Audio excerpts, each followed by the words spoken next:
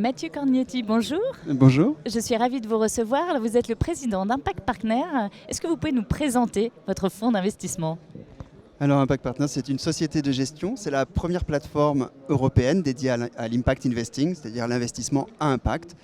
On est aujourd'hui une quarantaine de professionnels avec un siège à Paris, mais aujourd'hui aussi des équipes à Copenhague, Francfort, Barcelone et bientôt Milan. Pourquoi l'avoir montée, cette entreprise ?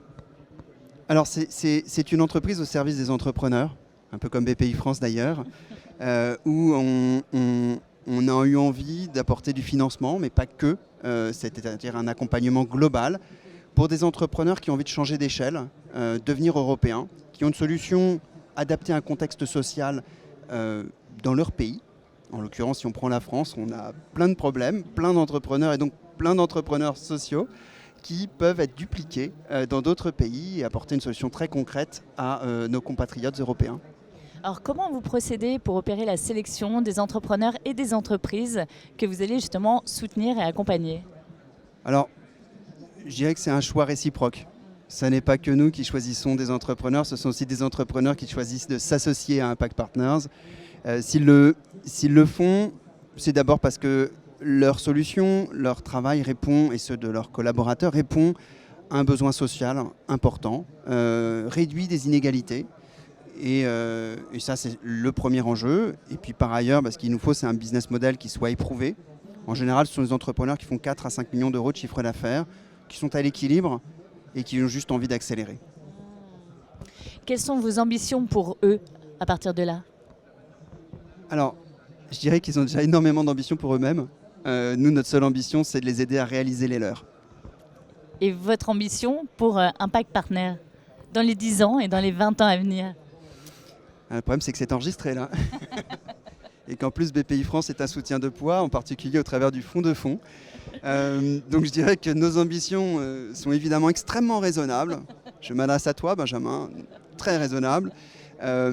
Concrètement, on est une plateforme, c'est-à-dire qu'on a identifié des problématiques sociales sur lesquelles le levier de l'entrepreneuriat peut apporter une solution. Et quand on a un problème, une solution, et qu'on se dit tiens, un fonds serait une bonne idée, c'est un fonds, c'est une équipe, c'est une stratégie dédiée. Aujourd'hui, on a cette stratégie européenne de capital développement, de growth. On a une stratégie de création d'entreprises dans les quartiers populaires au travers de la franchise et de 2 fonds, Impact Création et Impact Rebond, là encore avec le soutien de BPI France. Et on est en train de monter un fonds d'investissement dédié aux transformateurs de l'alimentation biologique en Europe. Voilà.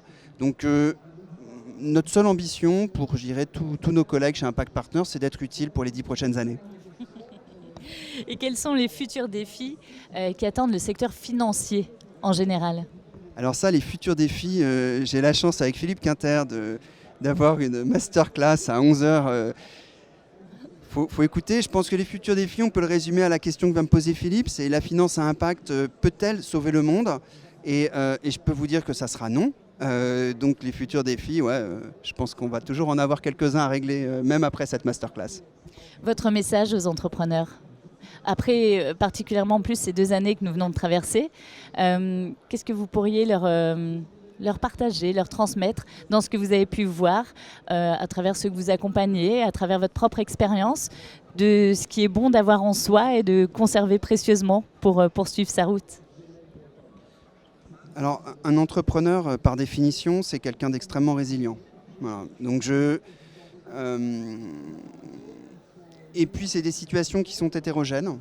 Si on prend les 2 dernières années, c'est une situation chaotique, inattendue, incroyable, qui ont servi, qui ont été utiles pour certains entrepreneurs, certains business. J'ai une pensée d'abord pour tous ceux qui sont toujours dans la crise. Je pense aux commerçants. Voilà. Beaucoup de commerçants qui ont accumulé beaucoup de dettes, qui ont perdu beaucoup de choses.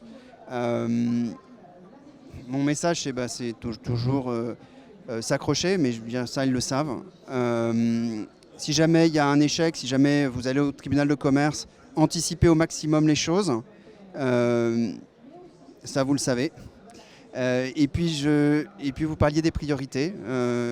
Hier, j'ai ma petite fille qui a dit à sa grand-mère, maman, enfin mamie, c'était vraiment sympa quand papa, c'était vraiment sympa quand c'était le confinement avec papa.